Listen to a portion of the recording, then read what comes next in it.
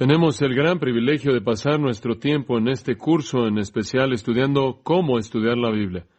Para cualquier cristiano, de hecho para todo cristiano, realmente es vital que usted sepa cómo estudiar la Biblia, que usted pueda escarbar en la palabra de Dios por usted mismo y encontrar todas las riquezas tremendas que están ahí. Con frecuencia pienso en las palabras de Jeremías, quien en Jeremías 15:16 dijo: «Fueron halladas tus palabras por mí, y yo las comí, y tu palabra me fue por gozo y alegría de mi corazón». La palabra de Dios es algo tremendo. Ningún cristiano debe estar discapacitado en su propia capacidad de estudiar la palabra de Dios por sí mismo o por sí misma. Pero queremos comenzar en el tema y entonces, en primer lugar, creo que debemos hablar del por qué es importante estudiar la Biblia. Y creo que esta es una especie de motivación. Como usted sabe, si usted dice: «Oiga, usted tiene que estudiar la Biblia y así es como lo tiene que hacer», quizás no esté muy motivado. Entonces, quiero motivarlo un poco y en nuestras primeras 2 sesiones vamos a hablar del por qué es importante que estudiemos la Biblia. Y después vamos a dar la vuelta a la esquina y en las últimas 2 realmente vamos a hablar de cómo hacerlo. Walter Scott, un gran cristiano, estaba muriendo, le dijo a su secretaria: «Tráeme el libro». Su secretaria vio la librería que estaba allá afuera, la biblioteca que estaba afuera, y vio miles de libros, y él regresó y le preguntó: «Doctor Scott, ¿qué libro?». Él dijo: «El libro, la Biblia, el único libro para un hombre moribundo». Y tendrá que añadir que la Biblia no solo es el único libro para un hombre moribundo, sino que es el único libro para un hombre vivo, porque es la palabra de vida como también la esperanza en la muerte. Entonces llegamos a la palabra de Dios con un sentido tremendo de emoción y expectativa. Permítame compartirle, para comenzar esta sesión, algo acerca de la autoridad de la palabra de Dios. Y realmente esto cubre el tema del por qué es importante estudiar la Biblia. En primer lugar, permítame decir esto. Declaramos desde el principio que las Escrituras son la palabra de Dios. No son la opinión de los hombres, no es filosofía humana, no son las ideas de alguien, no es una colección de los mejores pensamientos de los mejores hombres, es la palabra de Dios y como tal hay varias cosas que necesitamos reconocer acerca de ella. Número 1, es infalible. En total la Biblia no tiene errores. En sus autógrafos originales no tiene error. En el Salmo 19, versículo 7, la Biblia dice de sí misma: «La ley de Jehová es perfecta». No tiene errores. De hecho, tiene que ser porque fue escrita, su autor es Dios, quien no tiene errores, no comete errores. Recientemente se me pidió que hiciera un proyecto de investigación para cierta convención que se está por llevar a cabo en nuestro país. Y me pidieron que escribiera una investigación, hiciera una investigación del tema de la autoridad y la inerrancia. Y el verdadero asunto del proyecto era este era el tema principal.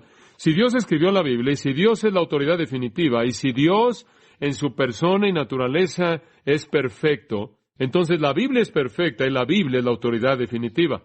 Como puede ver, el hecho de que Dios es perfecto demanda que los autógrafos originales, la palabra de Dios, los escritos originales, deben en sí mismos también ser perfectos. Entonces decimos para comenzar que la Biblia es infalible, y esa es la primera razón por la que debemos estudiarla, porque es el único libro que nunca comete un error. Todo lo que dice es la verdad. No solo es infalible en su totalidad, sino que hay una segunda palabra que usamos para describir a la Biblia, y es la palabra inerrante. No solo infalible en su totalidad, sino inerrante en las partes. En Proverbios capítulo 30, versículos 5 y 6 dice esto: «Toda palabra de Dios es limpia. No añadas a sus palabras para que no te reprenda y seas hallado mentiroso». Toda palabra de Dios es pura. La Biblia no solo es infalible en su totalidad, sino que también en sus partes, al grado que toda palabra es la verdad de Dios. Y añadiría otro término: la Biblia no solo es infalible e inerrante, sino que está completa. No necesita que se le añada nada. Ahora quizás eso es una sorpresa para algunas personas. Hay personas en la actualidad que creen que necesitamos añadirle algo a la Biblia. Hay cierta especie de una combinación de filosofía-teología conocida como la neortodoxia. Y nos dicen que la Biblia simplemente fue un comentario en su día acerca de la experiencia espiritual del hombre, y en la actualidad el hombre está teniendo más experiencias espirituales y necesita otro comentario. De hecho, estaba leyendo a un escritor recientemente que dijo, necesitamos una Biblia escrita para la actualidad, así como la que tenemos en nuestras manos fue escrita porque necesitamos que alguien haga comentarios acerca de lo que Dios está haciendo hoy. Entonces la Biblia todavía está siendo escrita. Este mismo escritor dijo que cuando Tomás o María se pone de pie en su iglesia y dice así dice Jehová, son igualmente inspirados que Isaías y Jeremías o cualquiera de los otros profetas. En otras palabras, la Biblia no está completa. Esa es una tendencia a un pensamiento actual, filosófico, teológico, pero al final del último libro de la Biblia, el libro de Apocalipsis, leemos estas palabras.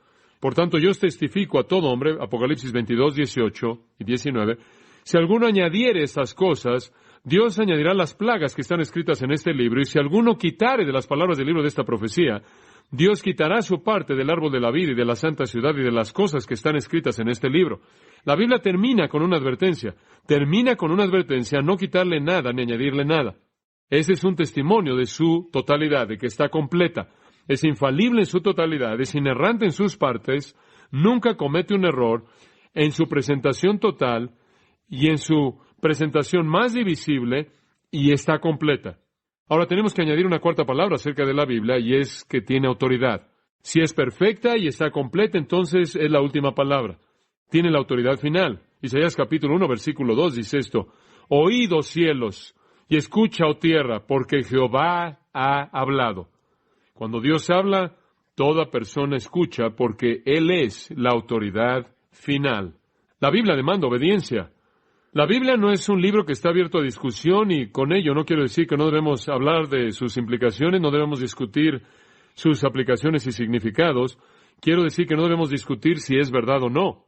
Es autoritativa, afirma y asume que es verdad. En Juan 8:31 usted tiene ese pequeño incidente en donde Jesús es confrontado por algunos de los líderes judíos, y conforme Jesús se enfrenta a estos líderes, se lleva a cabo un pequeño diálogo, y ahí, claro, hay otras personas, y dice en el texto ahí, que muchos creyeron en Él. Sin duda alguna, algunos de ellos eran líderes, pero Él les dijo, si continuáis y permaneciereis en mi palabra, entonces verdaderamente seréis mis discípulos. En otras palabras, Él demandó respuesta a su verdad. Él demandó una respuesta a su palabra. Es autoritativa. En Gálatas capítulo 3 y versículo 10 dice esto, maldito sea todo aquel que no continuare, que no permaneciere en todas las cosas que están escritas en el libro de la ley para hacerlas. Sorprendente. Maldito es cualquier persona que no permanece en todo lo que está escrito en este libro. Es una declaración tremenda de autoridad absoluta. En Santiago capítulo 2, versículo 9, leemos esto. Pero si hacéis acepción de personas, cometéis pecado, y sois convencidos por la ley como transgresores. Porque todo aquel que guardare toda la ley, pero ofendiere en un punto, es culpable de todo. En otras palabras, violar la Biblia en un punto es quebrantar la ley de Dios. Es autoritativa en toda parte. Bueno, infalible, inerrante, completa, autoritativa. Deberíamos añadir otra palabra, y esta es una gran palabra. La Biblia es suficiente. Es suficiente. Para todo lo que hay en el corazón de un hombre, la Biblia es suficiente. Para todo lo que necesita el corazón del hombre, la Biblia es suficiente. En 2 Timoteo hay una gran palabra, capítulo 3, versículo 15. Pablo aquí le dice a Timoteo, y que desde la niñez, Timoteo, has sabido las Sagradas Escrituras, las cuales te pueden hacer sabio para la salvación por la fe que es en Cristo Jesús. Ahora, en primer lugar, es suficiente para la salvación. La Biblia lo puede hacer sabio para la salvación. Usted puede hacerse esta pregunta, ¿qué es más importante que la salvación? Nada. La realidad más grande en el universo, y la Biblia, es aquello que lo hace sabio para la salvación. Pero más, versículo 16 dice, toda la Escritura es inspirada por Dios y es útil, ahora observe, para enseñar. Eso es enseñanza, principios de sabiduría, estándares divinos, verdades divinas, para redarguir.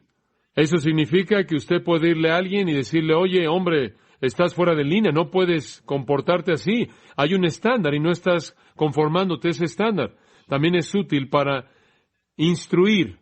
Eso le dice a esa persona a quien acaba usted de reprender. No haga usted eso, haga esto, este es el nuevo camino. Usted enseña, redarguye, usted le muestra un camino corregido y además es útil para instruir en justicia. Ahora usted le apunta por ese camino nuevo y le enseña cómo caminar en él. Es un libro fantástico, la Biblia. Puedo tomar a alguien que no conoce a Dios, no es salvo, y después salvarlo. Y después puedo enseñarle, y después lo va a reprender cuando hacen algo mal. Les va a señalar lo que es correcto, que deben hacer, y después mostrarles cómo caminar por el camino correcto.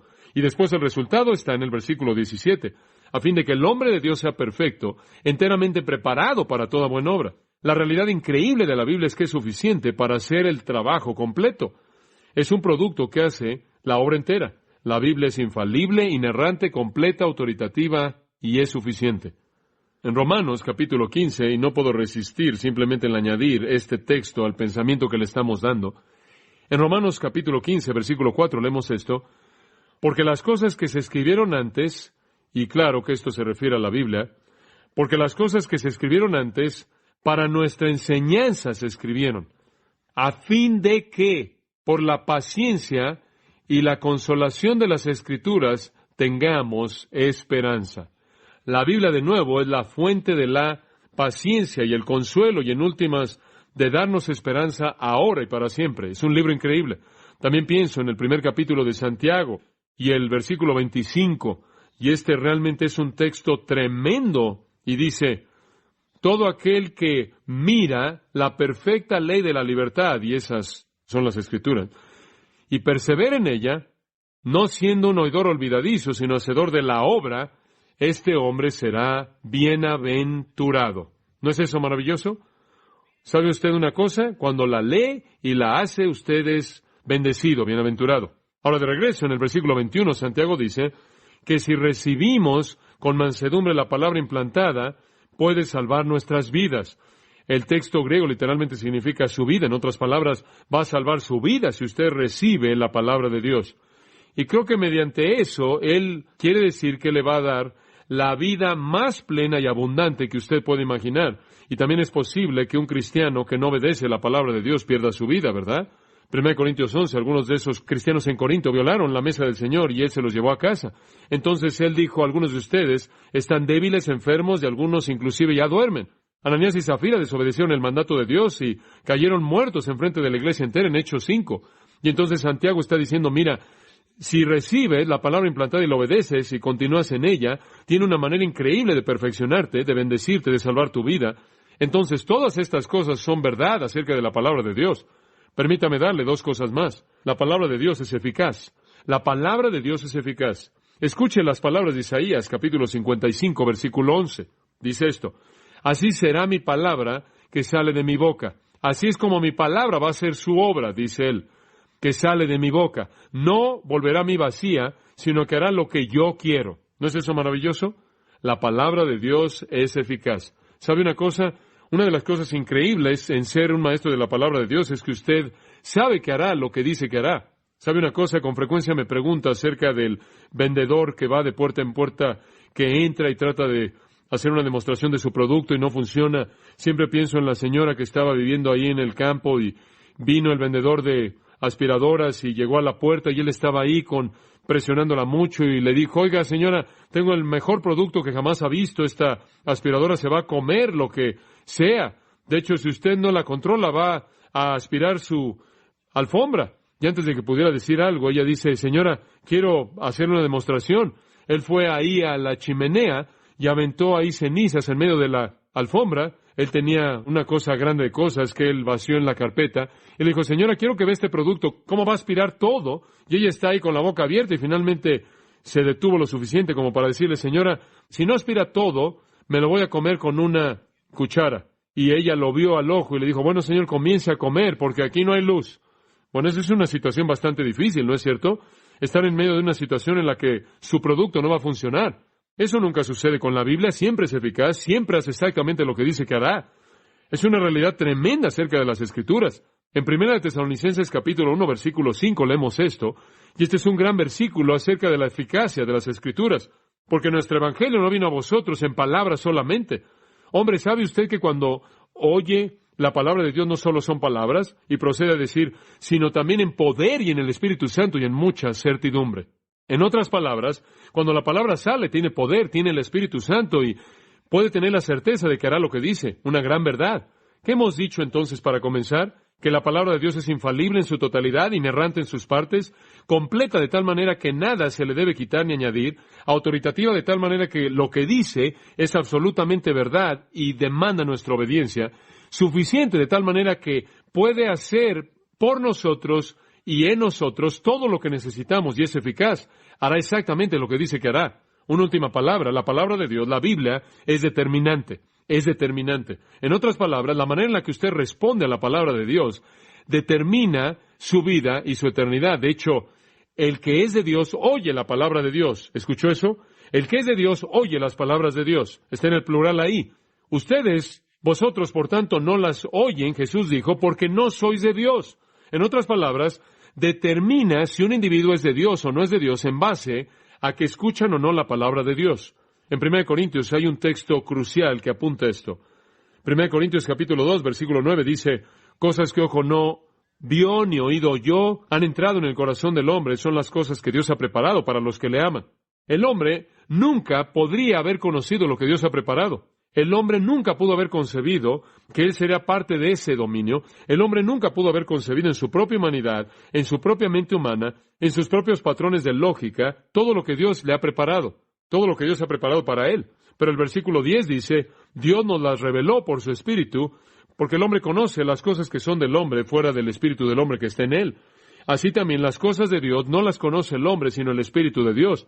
Y nosotros hemos recibido no el Espíritu del mundo, sino el Espíritu que es de Dios, para que podamos conocer las cosas que nos han sido dadas gratuitamente por Dios. Pero el hombre natural, dice el versículo 14, no entiende las cosas que son del Espíritu de Dios. Ahora, ahí tiene usted a dos tipos de personas diferentes.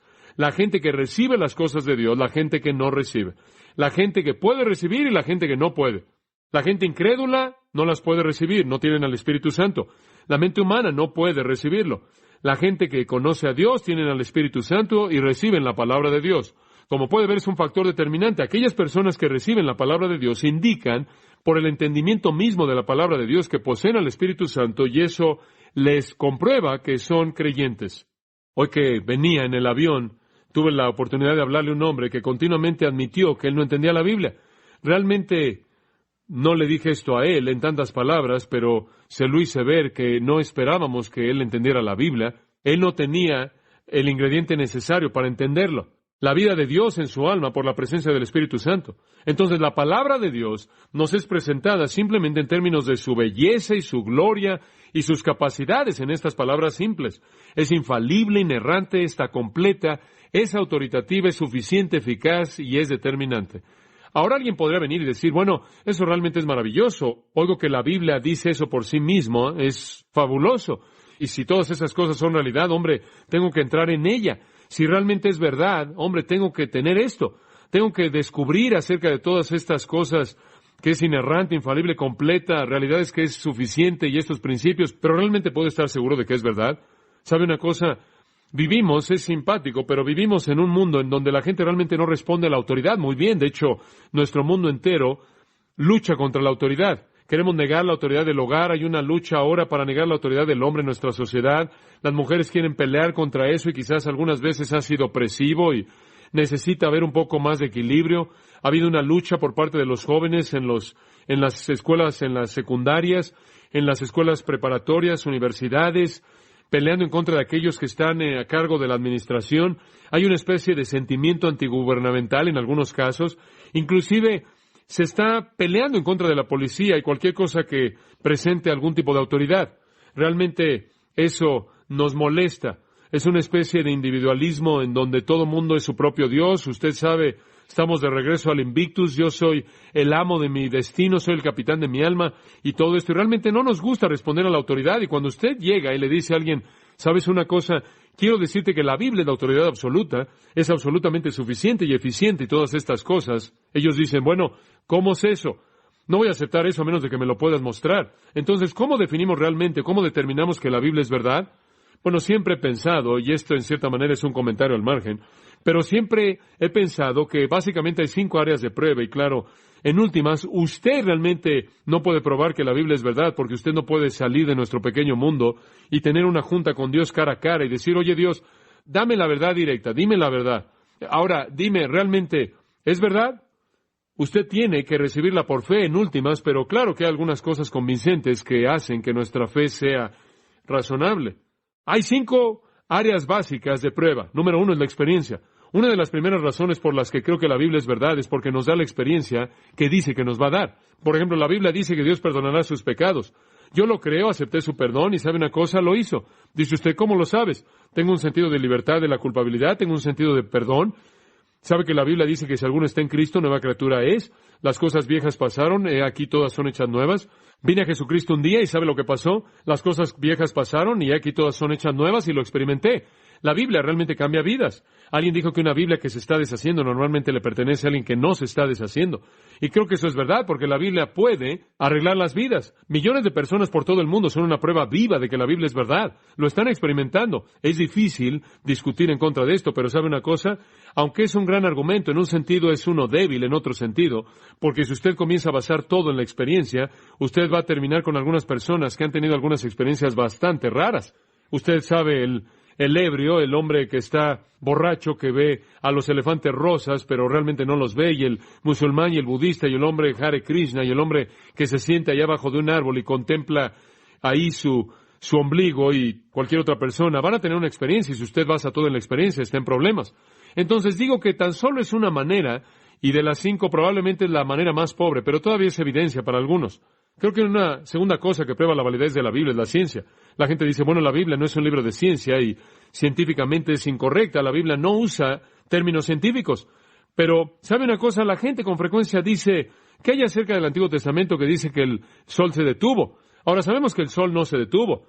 ¿Qué sucedió? Si algo pasó es que la tierra dejó de rotar y parecía como que el sol se detuvo. Dicen, bueno, como puedes ver en esos tiempos antiguos, pensaban que el sol estaba dándole vueltas a la tierra en lugar de que fuera al revés.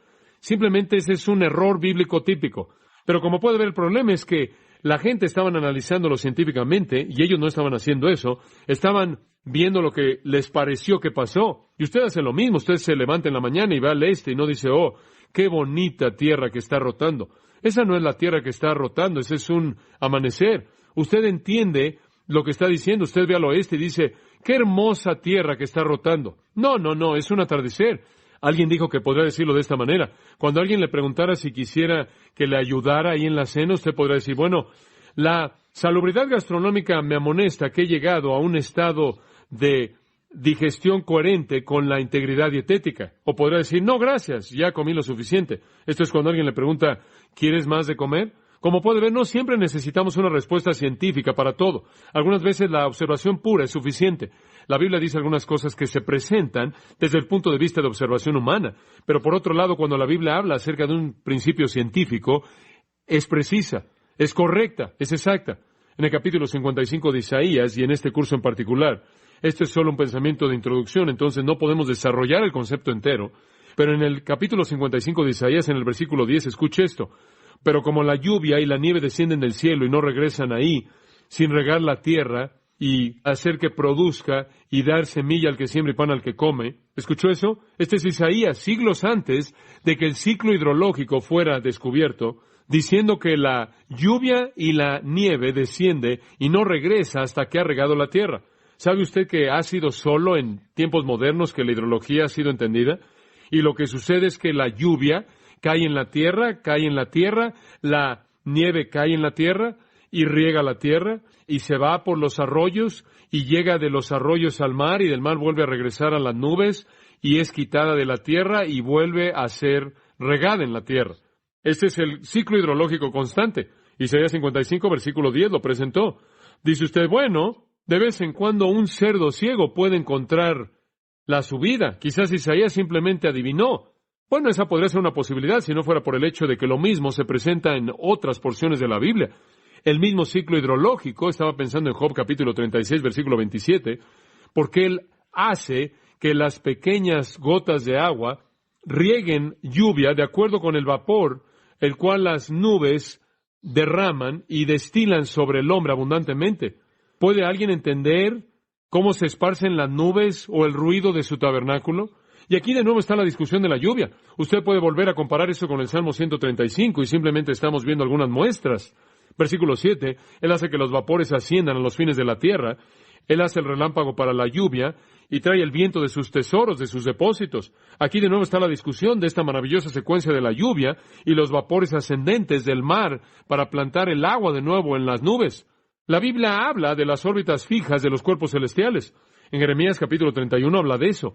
En el Salmo 19 habla de eso, y realmente creo que conforme usted entra a la Biblia, usted va a descubrir cosas increíbles acerca de la ciencia que nos hablan de que la Biblia es verdad. Usted nunca necesita avergonzarse de la Biblia. Usted nunca se va a encontrar con un problema en la Biblia que no pueda resolver de una de dos maneras. Al ver el resto de la Biblia y entender cómo interpretarlo, o al reconocer que nunca lo va a entender hasta que esté cara a cara con Dios. Hay algunas cosas que no entendemos y no sabemos, pero la verdad está aquí. Usted no va a encontrar un error en las Escrituras, ni siquiera científicamente. Dentro de la ciencia de la geología, por ejemplo, hay una disciplina que se llama la isostasia, la cual es algo interesante, realmente bastante nuevo. Es el estudio del equilibrio de la Tierra. La idea dice que pesos iguales se necesitan para apoyar a pesos iguales, de tal manera que la masa de la Tierra debe ser apoyada de manera igual por la masa del agua. Pero realmente nunca han descubierto nada que sea demasiado nuevo, porque si usted regresa al buen y antiguo Isaías, quien no era un científico en absoluto, simplemente un profeta de Dios. En el capítulo 40 de Isaías, en el versículo 12, dice, Dios ha medido las aguas en el hueco de su mano. Él midió los cielos con su palmo. Él ha medido el polvo de la tierra. Él ha pesado los montes en la balanza y las montañas en la balanza. Dios conoce todo acerca de la isostasia. Él sabe todo acerca de ese tipo de cosas. Es algo increíble cuando usted llega a la Biblia y comienza a estudiarla, inclusive científicamente. Pienso en Herbert Spencer, quien murió en 1903 y dijo, Herbert Spencer descubrió lo más maravilloso acerca de las categorías de todas las cosas que existen en el ambiente del universo. Él dijo que todo podía dividirse en estas categorías: tiempo, fuerza, acción, espacio y materia. 5 categorías científicas clásicas: tiempo, fuerza, acción, espacio y materia. Herbert Spencer dijo, todo encaja en estas. El mundo lo reconoció como un gran científico, un gran hombre de descubrimiento. ¿Quiere saber algo? Usted encuentra las 5 categorías en el primer versículo de la Biblia. En el principio, eso es tiempo; Dios, eso es fuerza; creó, eso es acción; los cielos, eso es espacio; y la tierra, esa es materia. La Biblia, cuando habla de manera precisa. Entonces, la ciencia es una buena manera de mostrar la autoridad y la validez de las Escrituras. Hay una tercera en nuestra pequeña lista de 5. Primero la experiencia, después la ciencia, después Cristo. La vida misma de Cristo es una evidencia tremenda de la verdad de la Biblia. Y digo eso por muchas razones, pero simplemente una que le sugiero por ahora, que le comento, y es esta. Jesús creyó en la autoridad de la Biblia. Jesús dijo, ni una jota, ni una tilde pasará de la ley hasta que todo se ha cumplido. Hay una cuarta área de prueba cuando usted ve la Biblia, y ese es el área de los milagros. Digo que la Biblia es un libro divino porque tiene milagros y es la prueba de que Dios está involucrado en ella. Tiene que ser un libro sobrenatural debido a toda la actividad sobrenatural. Dice usted, ¿cómo sabemos que todos los milagros son verdad? Todos son mostrados aquí y tienen la información de apoyo aquí. Por ejemplo, cuando Jesús resucitó de los muertos, más de 500 personas lo vieron resucitado de los muertos. Eso es suficiente como para convencer a cualquier jurado.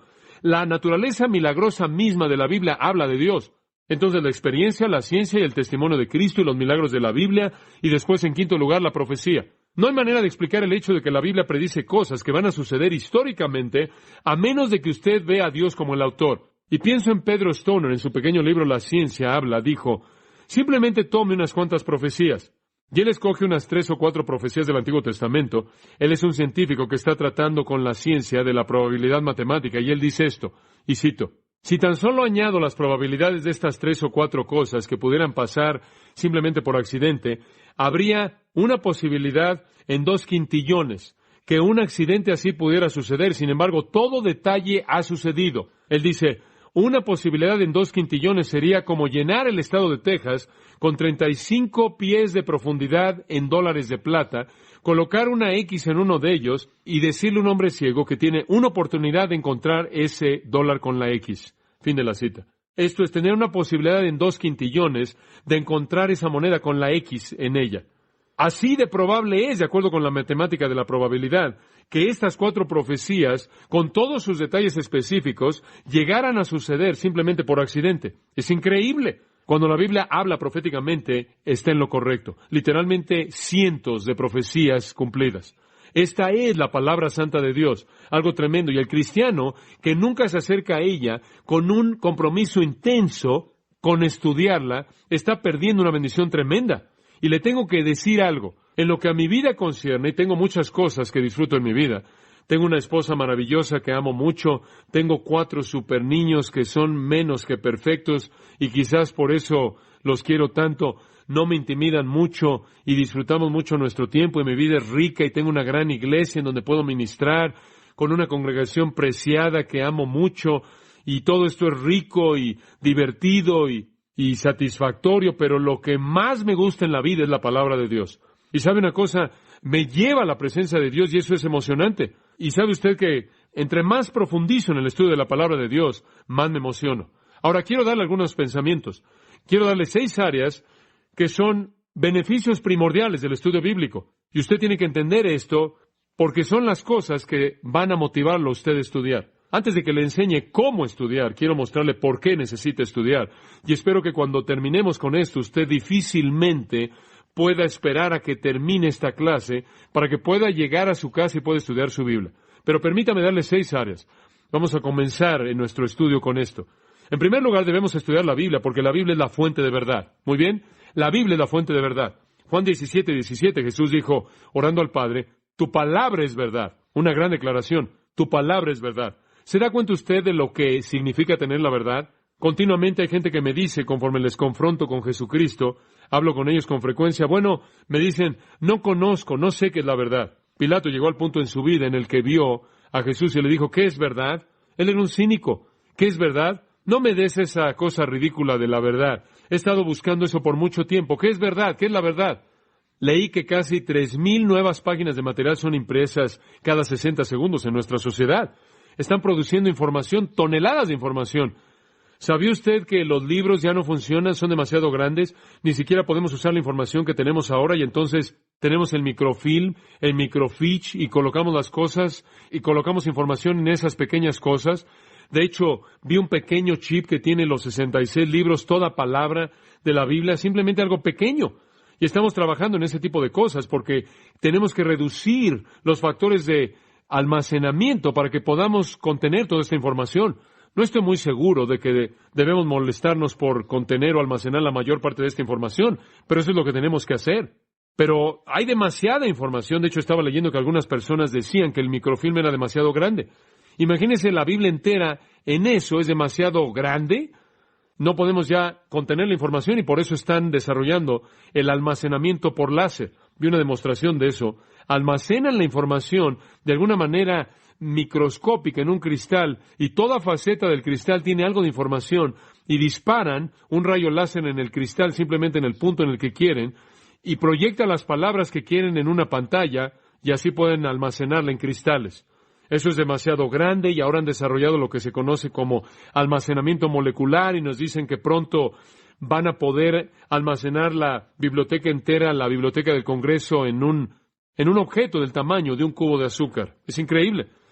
Ahora esa es mucha información y no nos falta información. Tenemos mucha información y mucha más información equivocada. Para la escritura de libros, dice la Biblia, no hay fin. Libros, libros y más libros, y la Biblia inclusive dice que los hombres constantemente están aprendiendo, pero el problema es que nunca pueden llegar al conocimiento de la verdad. ¿No es eso terrible?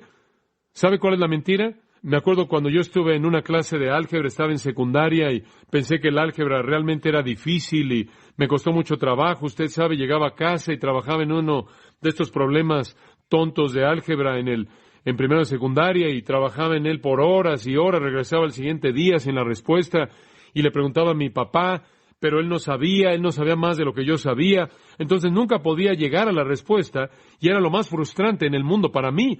Tenía ese problema y trabajaba en algo y nunca lo pude resolver, nunca pude alcanzar o llegar a la respuesta y así es con la gente en el mundo. Están ahí, leen y creen y piensan y razonan y escuchan y hablan, interactúan y nunca llegan a la verdad y nunca se ponen de acuerdo en nada y la frustración es abrumadora. Me acuerdo de hablarle a un hombre que simplemente dejó la sociedad y se entregó a las drogas.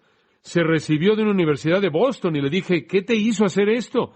Él estaba viviendo ahí en una tienda de campaña en el bosque. Realmente fue algo triste y estaba viviendo ahí drogado. Y le dije, ¿qué estás haciendo? Él dijo, bueno, busqué la respuesta por tanto tiempo que finalmente decidí llenar mi mente de drogas. Por lo menos ya sé que ahora ni siquiera tengo que hacer las preguntas. Ahora esa es la desesperanza de nunca conocer la verdad. ¿Sabe una cosa? Kafka estaba escribiendo de la educación y tuvo una gran ilustración. Él presentó una ciudad que había sido bombardeada y era una ciudad que estaba en ruinas y en medio de esta ciudad bombardeada, claro, había gente que estaba sangrando y gente moribunda y humo y fuego que se estaba apagando, estaba en ruinas totales y en medio de la ciudad había una torre de marfil que estaba llegando al cielo. Era de un marfil totalmente blanco, puro, no había sido tocado por las bombas. Y esta figura solitaria estaba caminando en medio de las ruinas, llega a este edificio muy alto, y entra y llega a la parte de arriba, y baja, y entra ahí, y llega al final del pasillo, está esta pequeña luz, y él sigue la oscuridad hasta que llega la luz, y da la vuelta a la derecha, y entra a un baño, entra al baño, y ahí sentado en el baño hay un hombre que está ahí con su caña de pescar, y está pescando en la tina. Y el extraño solitario le dice, oye, ¿qué estás haciendo? Le dice, estoy pescando. Él ve adentro de la tina y dice, oye, pero no hay ningún pez ahí en la tina, y no hay agua en la tina. Y el hombre dice, yo sé, y sigue pescando. Y Kafka dijo, esa es la educación avanzada. Como puede ver, el hombre ha perdido la verdad. Y ¿sabe una cosa? Es algo fantástico el reconocer, creo que algunas veces lo olvidamos, que cada vez que usted toma este libro, usted está tomando la verdad. Hombre, qué legado, y no podemos tomarlo a la ligera y ciertamente no podemos dejar que permanezca ahí sin ser abierto. La primera razón por la que creo que debemos estudiar la palabra de Dios es porque es la fuente de verdad. Jesús dijo, mi palabra es la clave. Si permaneciereis en mi palabra, Juan 8:31, conoceréis la verdad y la verdad os hará libres. ¿Qué quiere decir con eso? Bueno, es simplemente como el hombre que está trabajando en el problema de matemáticas. Tan pronto como llega la respuesta, él está libre y se va. Así como el científico que está en el laboratorio, está vaciando todo en los tubos de ensayo y se queda ahí hasta que dice, ¡eureka! Lo encontré y está libre.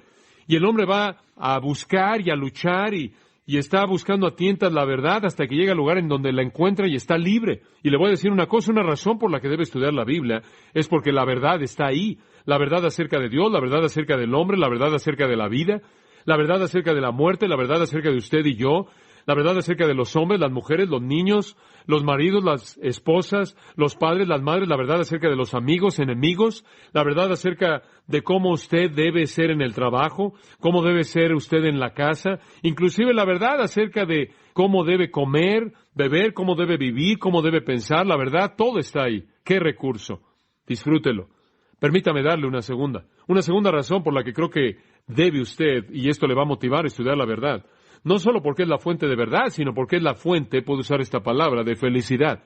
Quizás le gusta gozo mejor o quizás le gusta mejor bendición, pero felicidad lo expresa. La verdad está ahí y nos trae gozo. Permítame mostrarle algunas cosas en las Escrituras. Tenemos que usar las Escrituras para exaltar a las Escrituras. En el Salmo 19, versículo 8, escuche esto. Los mandamientos de Jehová, y simplemente está hablando de los principios de las Escrituras, son rectos, que alegran el corazón. Los mandamientos de Jehová son rectos, que alegran el corazón. ¿No es ese un gran pensamiento? Los mandamientos de Jehová son rectos, que alegran el corazón. Cuando usted comienza a estudiar la Biblia y aprende estas grandes verdades, se emociona tanto. Le voy a decir una cosa, yo estudio la Biblia mucho porque constantemente estoy enseñando y predicando la palabra, y la estudio porque la amo tanto y nunca he encontrado en mi vida que disminuya la emoción que disfruto en el descubrimiento de la gran verdad que viene de la palabra de Dios. Usted habla acerca de emociones, yo tengo muchas emociones en mi vida. Yo miro hacia atrás y todas las cosas maravillosas y emocionantes que me pasaron como niño a lo largo de mi carrera deportiva. Usted sabe todos los honores y las cosas que usted recibe en el deporte y toda la emoción de participar en una carrera universitaria y todas las cosas que usted ve y ve esas cosas y las emociones que ha disfrutado. Y le voy a decir una cosa, la emoción más grande que he conocido en mi vida es la emoción tremenda que viene a mi propio corazón cuando he roto el cascarón de la verdad increíble de la palabra de Dios. Es una experiencia emocionante y gozosa. El Salmo 19 lo dice, Los mandamientos de Jehová son verdad, que alegran el corazón. De hecho, Proverbios 8:34 dice, bienaventurado es el hombre que me oye. Escuche Lucas 11:28, y estas son las palabras de Jesús. Lucas 11:28, bienaventurados o felices, bienaventurados los que oyen la palabra de Dios y la guardan. ¿Quieres ser una persona feliz? Obedézcala. Me sorprende cuántas personas saben lo que la Biblia enseña y no lo obedecen y no son felices. La gente me dice, bueno, el libro de Apocalipsis es tan difícil de entender. Realmente estudiamos lo demás, pero no me quiero meter en Apocalipsis, no quiero involucrarme en eso. Bueno, escuche inclusive el libro de Apocalipsis, el cual parece ser tan difícil. Escuche lo que dice en el versículo 3 del capítulo 1. Bienaventurado es el que lee y los que oyen las palabras de esta profecía. La palabra bienaventurado significa feliz. ¿Quieres ser feliz? Lee Apocalipsis. ¿Quieres ser feliz? Lea cualquier parte de la palabra de Dios y responda a la misma. Cuando comenzamos, cité Jeremías 15:16. Fueron halladas tus palabras por mí, las comí, y tu palabra me fue por gozo y alegría de mi corazón. Primera de Juan 1:4, me encanta este versículo. Estas cosas os he escrito para que vuestro gozo sea cumplido. ¿No es eso maravilloso? Gozo pleno, completo.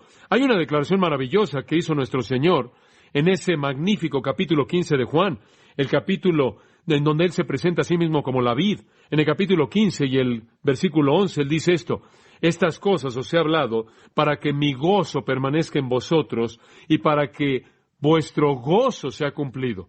¡Qué tremendo pensamiento! Gozo de las Escrituras. Ahora quiero ilustrar esto y terminaremos. Pero permítame ilustrarlo a partir de Lucas capítulo 24, versículo 24. ¿Se acuerda que Jesús había resucitado de los muertos y Él iba camino a Emaús con esos dos discípulos que no sabían quién era? Y conforme iban caminando encontramos esto. Y ciertos de aquellos que fueron con nosotros al sepulcro y descubrieron como las mujeres habían dicho que no lo vieron.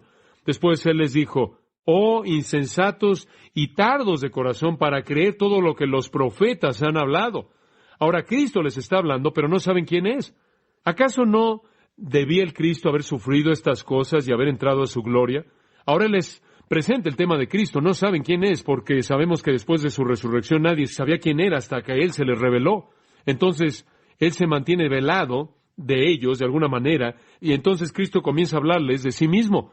Y Él comienza con Moisés, todos los profetas, y les abrió en todas las Escrituras todas las cosas que de Él decían, y Él les está enseñando aquí las Escrituras, leyendo a lo largo de las Escrituras, dándoles las Escrituras y están escuchando. Y cuando llegan, tienen ahí su comida y de pronto ellos entienden, versículo 31, sus ojos fueron abiertos y lo reconocieron, y Él se desapareció de su vista, y después me encanta esto, y ellos se decían uno a otro, ¿no ardía nuestro corazón en nosotros mientras hablaba con nosotros por el camino cuando nos abrió las Escrituras? ¿No es eso maravilloso? Cuando Él les abrió las Escrituras, sus corazones literalmente ardían dentro de ellos. Como puede ver, hay gozo en la palabra de Dios, hay gozo en la verdad de Dios, y eso es si lo obedece. Si usted no guarda estas palabras, no hay gozo, y tengo que añadir que Dios es un Dios de gracia y no espera que usted guarde todo principio y nunca se desvíe, sino que es cuestión de cuál es nuestra actitud de corazón. Si su corazón está comprometido con obedecer la palabra, Él va a llenar su vida de gozo. No hay excusa para que nosotros no conozcamos la verdad y no vivamos nuestras vidas literalmente llenas de emoción y gozo. Está aquí disponible en la palabra de Dios. Ahora hemos aprendido. Vamos a estudiar la Biblia porque es la única fuente de verdad y la fuente más grande de gozo. Tenemos más que decir acerca de eso y 4 principios más la próxima vez.